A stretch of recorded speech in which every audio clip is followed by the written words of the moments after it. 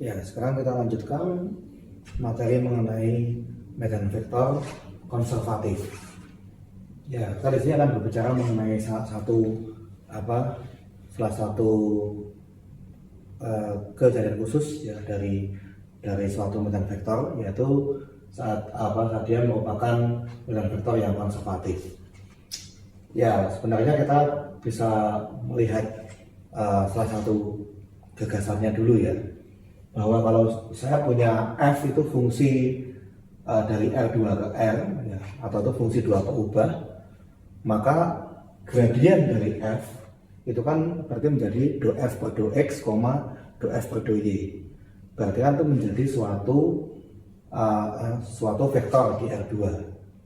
Dan karena masing-masing memuat x dan y, berarti gradien f itu akan menjadi suatu vektor field di R2 karena memetakan dari R2 ke R2.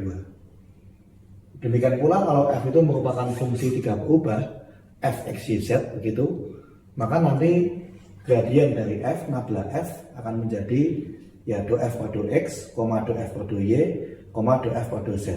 Itu juga menjadi suatu fungsi bernilai vektor dari R3 ke R3. Berarti juga merupakan suatu vektor field di R3. Nah, artinya ada kemungkinan bahwa suatu vektor field, suatu medan vektor itu merupakan gradien dari suatu fungsi dari dua atau tiga keubah. Nah, di sini muncul definisi bahwa suatu medan vektor f di R2 atau bisa juga di R3 dikatakan konservatif apabila f besar merupakan gradien dari suatu fungsi dua keubah f, x, y, atau kalau tiga keubah f, x, y, z. Dan fungsi f kecil ini disebut dengan fungsi skalar potensial. Ya, jadi ada fungsi skalar f kecil ya, sedemikian hingga gradiennya sama dengan suatu medan vektor. Ya, ini dasarnya adalah dari kalau f suatu fungsi skalar, maka gradiennya merupakan suatu medan vektor. Ya. Tetapi kalau dibalik belum tentu. Tidak semua medan vektor itu merupakan gradien dari suatu fungsi skalar. Makanya kita mendeskripsikannya sebagai ya jika itu dia punya ada fungsi skalar yang gradiennya sama dengan suatu vektor field, berarti dia dikatakan sebagai suatu konservatif vektor field. Dan fungsi skalarnya disebut dengan fungsi skalar potensial. Ya, tentunya ini ada beberapa istilah dalam fisika yang mungkin ya lebih baik fisika yang menjelaskan. Ya, mereka lebih tahu, mungkin berhubungan juga dengan gaya atau semacamnya. Nah, lalu bagaimana kita mengetahui apakah suatu vektor field itu merupakan vektor field yang konservatif atau tidak? Kita coba kasus di R2 dulu ya. Coba kalau kita coba kasus di R2 ya. Ya, misalkan kita punya f xy ini adalah katakanlah f1 xy, f2 xy.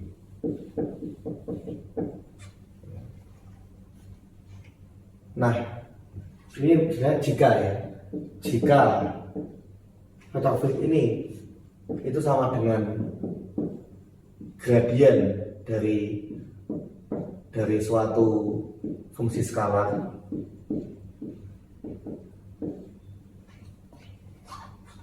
berarti kan harusnya komponen yang pertama f besar 1 itu merupakan turunan parsial dari f terhadap ubah x, dan komponen yang kedua itu merupakan turunan parsial dari fungsi f kecil terhadap ubah y.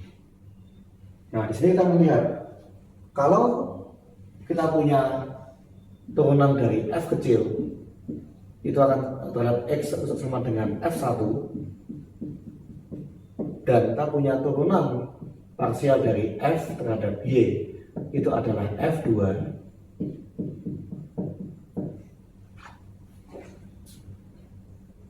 Lalu bagaimana kalau ini kita turunkan, yang pertama kita turunkan terhadap Y, yang kedua kita turunkan terhadap X.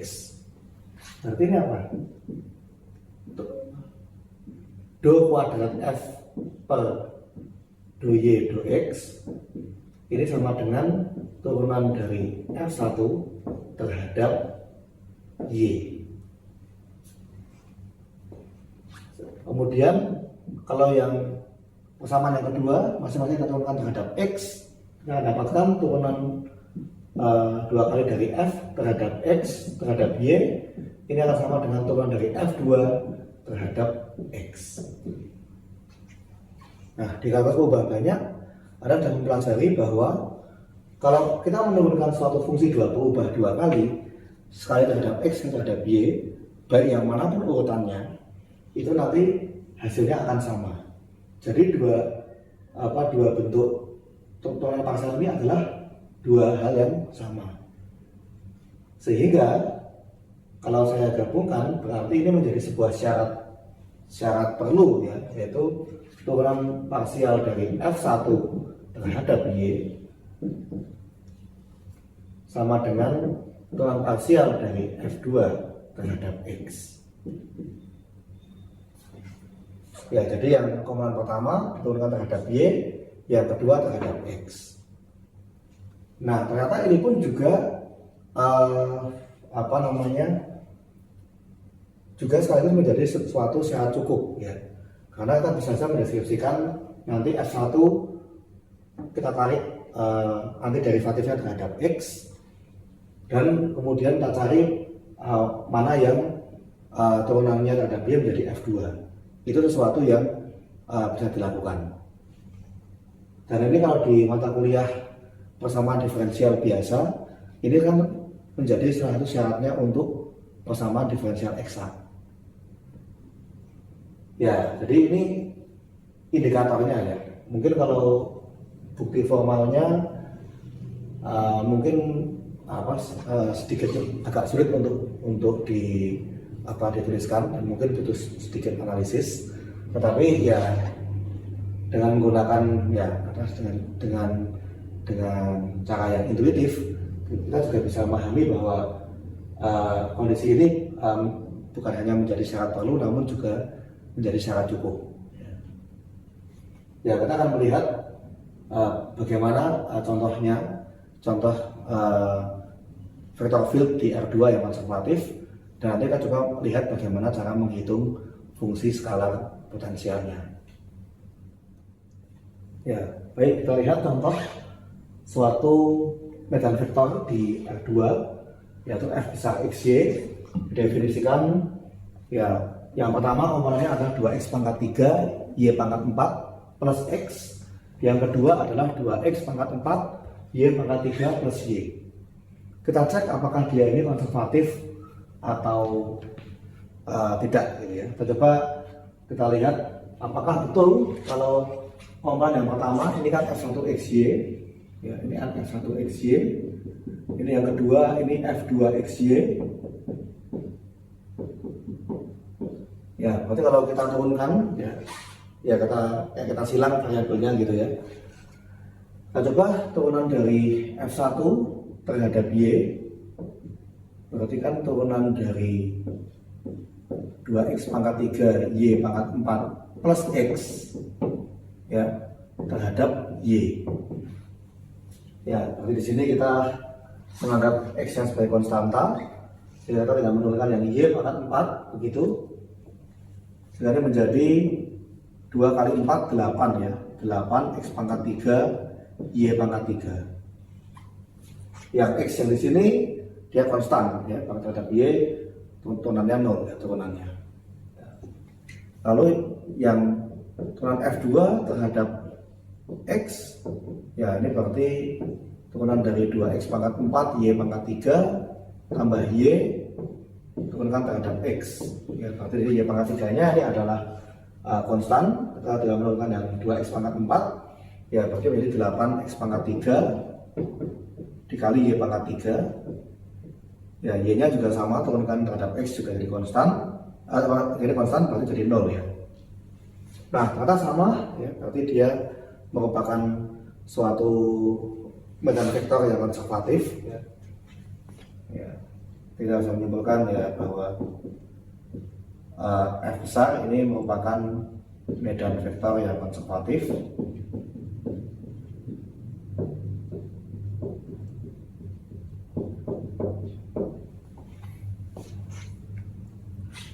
Ya, seperti saya bilang tadi, ini sebenarnya kan syarat perlu ya. Tapi ini juga nanti bisa menjadi syarat cukup, karena ternyata kita selalu bisa mengkonstruksikan fungsi skalar potensialnya. Definisi dari suatu medan vektor konservatif adalah ada fungsi skalar potensial yang gradiennya akan sama dengan suatu vektor field tersebut. Nah, berarti kalau ini sudah terpenuhi syarat perlunya, maka kita harus mencari suatu fungsi skalar potensial f kecil xy sehingga gradiennya sama dengan f besar xy. Akan ditentukan fungsi skalar potensial f xy sedemikian hingga nabla f itu sama dengan f besar.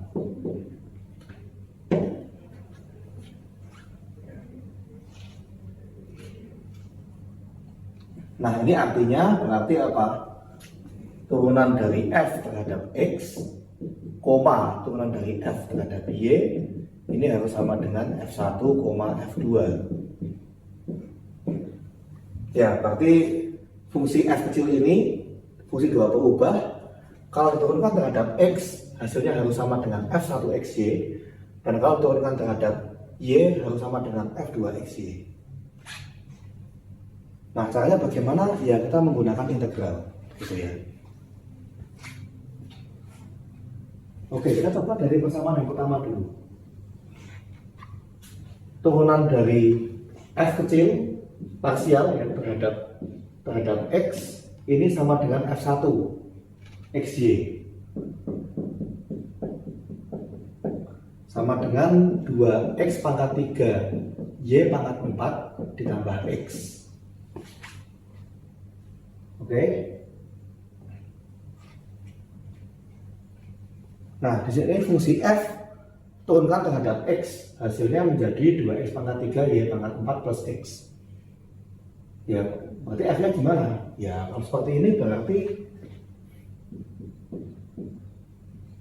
fxy ya akan menjadi integralnya gitu ya. Integral dari 2x pangkat 3 y pangkat 4 plus x diintegralkan terhadap dx. Ya, terhadap x ya.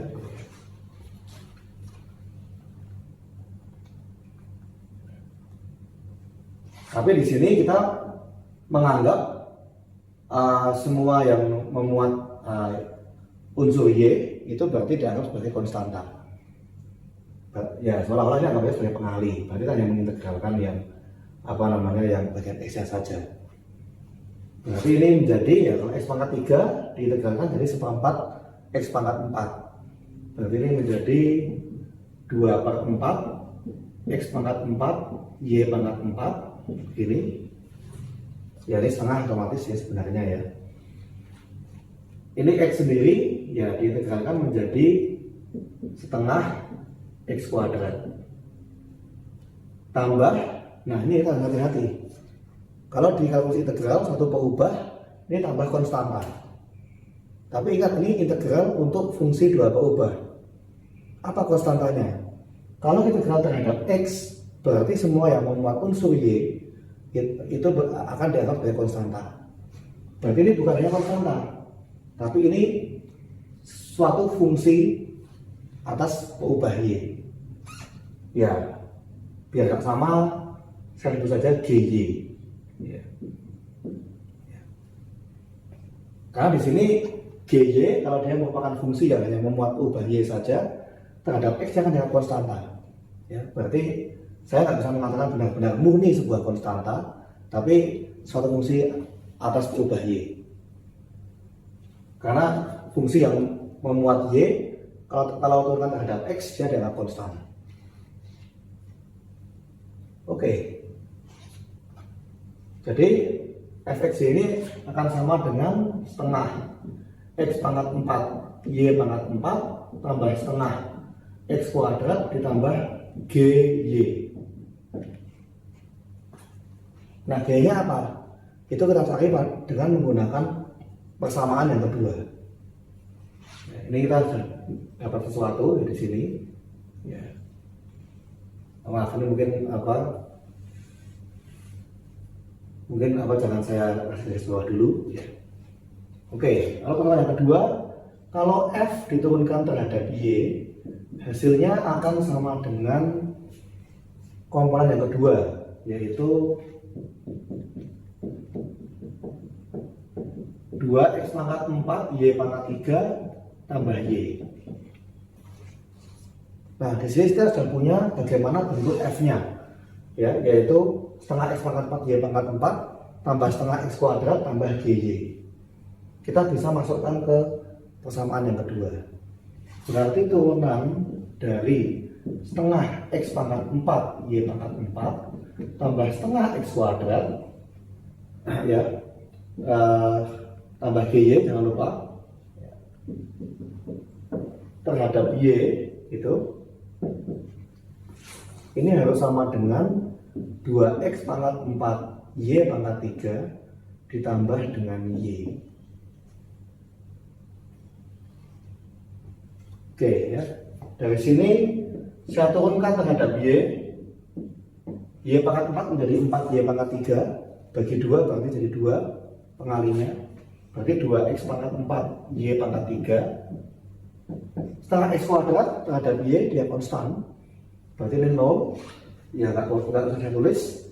Lalu gy, saya belum tahu gy ini apa, tapi terhadap y berarti dia menjadi g aksen y. Ini sama dengan 2x pangkat 4 y pangkat 3 plus y. Ada yang sama?